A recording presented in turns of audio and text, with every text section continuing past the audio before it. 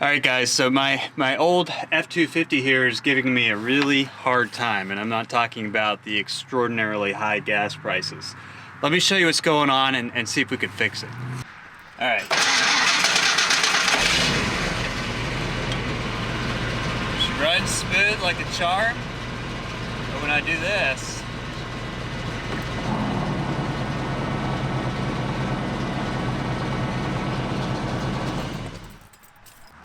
so personally, I don't care if I have air conditioning in my truck or not, but that blower motor is important because it's also what operates my defrost and my heat. And winter's on the way, so I consider this to be a safety issue with the truck. I can't get the ice off the windshield, I can't defrost the windshield, and I freeze my tail off during the winter time. I can handle the heat, I can't handle too much cold when I'm driving down the road.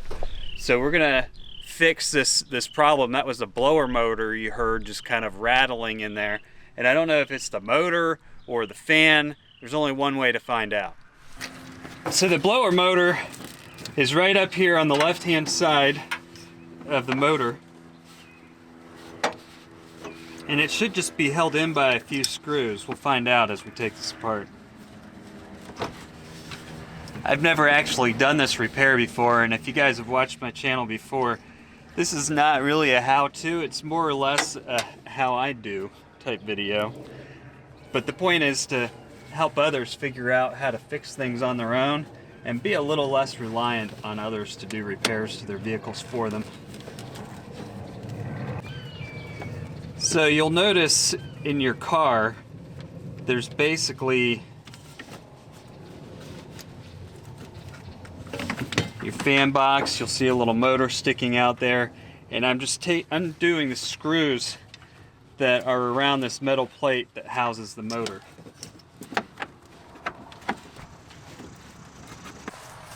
Okay, I've removed all the screws from this thing.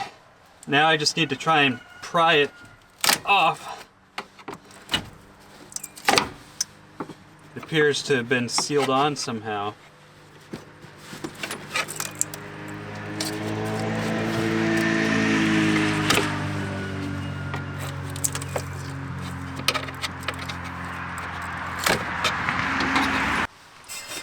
And there's a plug down in here. Go ahead and unplug that. Oh boy. Probably hasn't been unplugged in a very long time.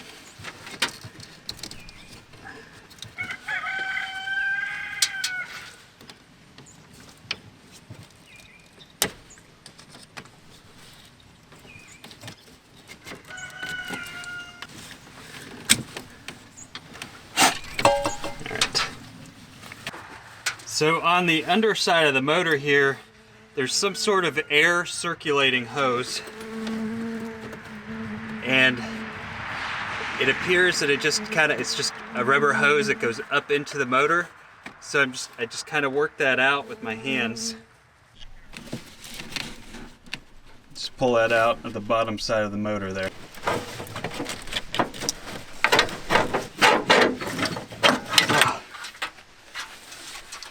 They don't make things fit in there very easy, that's for sure. Okay, so the next step here is to remove the actual fan from my motor. This is my old motor here. Looks like it might even be original. The age of that thing.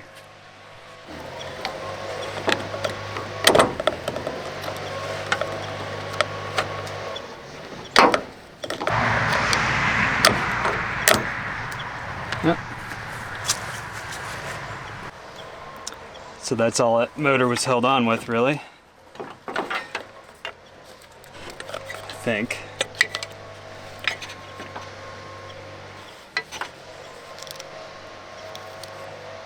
It's interesting, the motor actually looks like it must have caught on something at one point and gotten stuck, because the inside here is twisted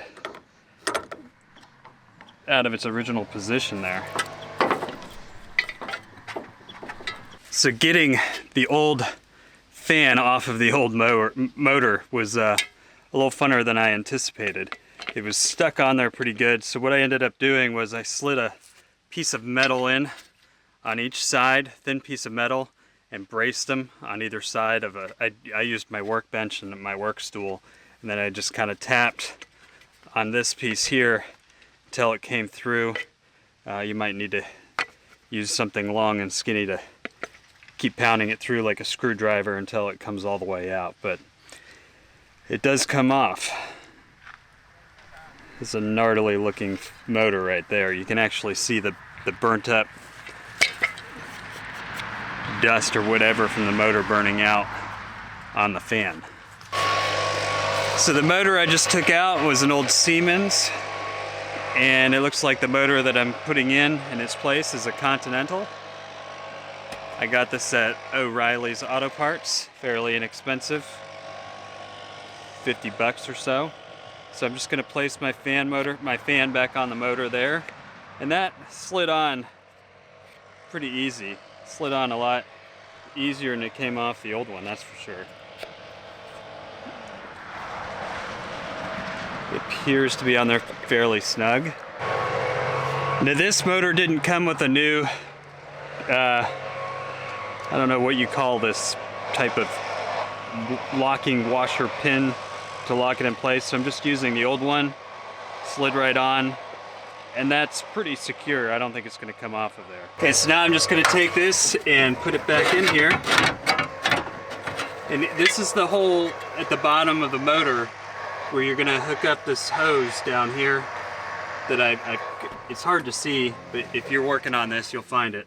So this hole I need to leave open for that little hose. And it should be facing down.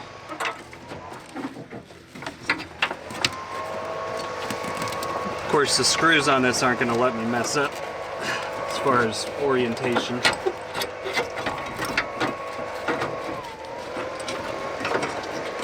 Just take your screws and screw it back in place.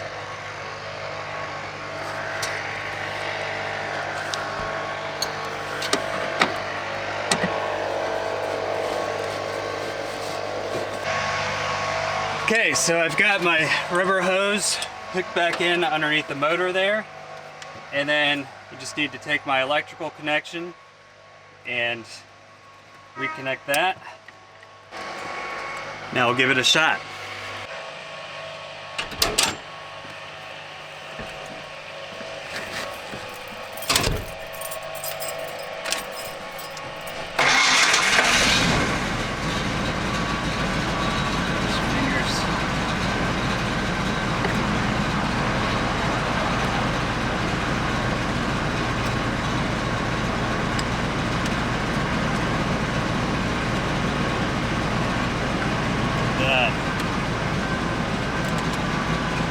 Can't even hear it, but I mean, I can hear it. You can't hear it.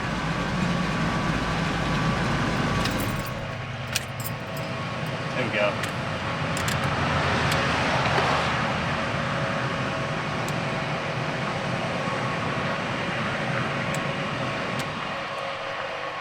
Works perfect.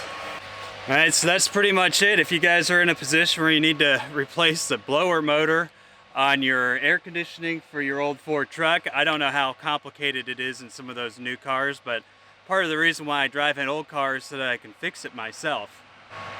Very simple process, easy to do. Enjoy. I'll try and find some links to some parts and post them below in case you're watching this to learn how to do it.